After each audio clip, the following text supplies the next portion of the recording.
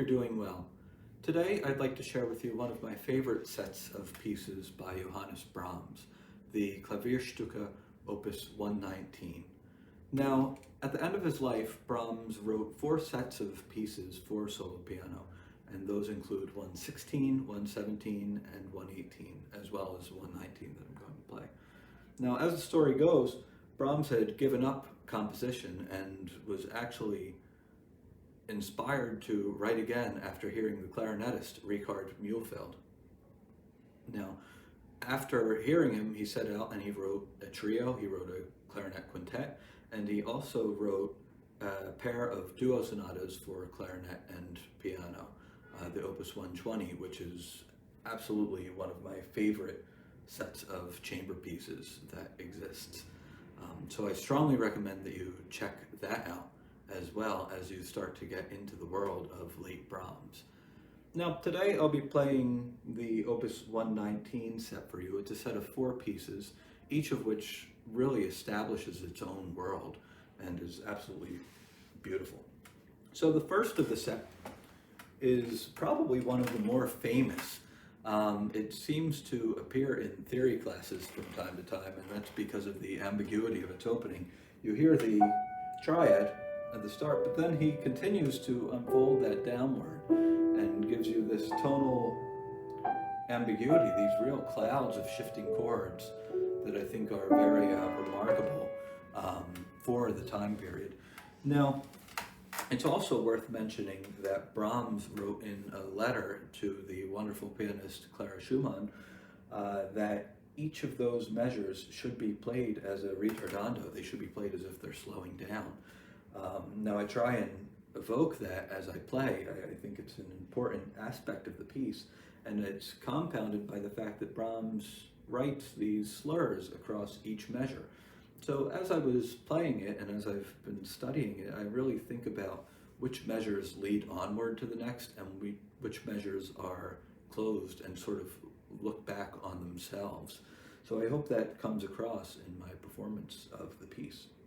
The second movement of 119, I think, is one of the strangest for me. It begins with this agitato section that sort of meanders a great deal and has all of these ideas that sort of just fade away. And I think one of the more difficult things to do in that movement is to keep a coherent momentum throughout the piece.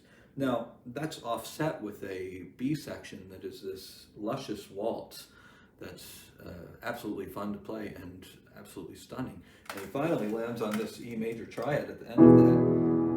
But then all of a sudden, we're back to this agitato, breathless kind of section before the waltz makes its reappearance again at the end. So listen for that as you listen to the full work. Now the third movement I think is one of the most fun.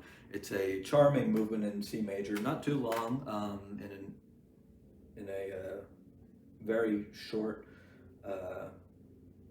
scherzo-like movement, one could say. It's marked Grazioso, and it has this lighthearted theme. And now the fun part is that the melody is in an inner voice, and then eventually comes back and is transformed in a sort of hemiola. So listen for that as the return comes, and it really is transformed a great deal. Now finally we end with a triumphant movement, the fourth movement, which is also rather famous, starting like that, and is one of the few pieces I know really that starts in a major key and ends in a minor key. It ends in E flat minor, gives it a very tragic sound.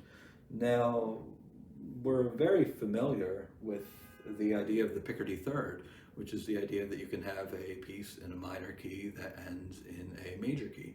Something like, and then that resolves to a major chord and all is happy with the world.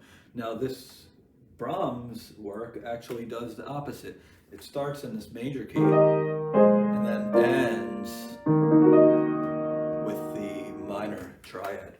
So it's a little bit of a shocking surprise at the end, and certainly brings a dramatic conclusion to this entire set. So thank you very much for listening, and I hope you enjoy Brahms's Klavierstücke Opus 119.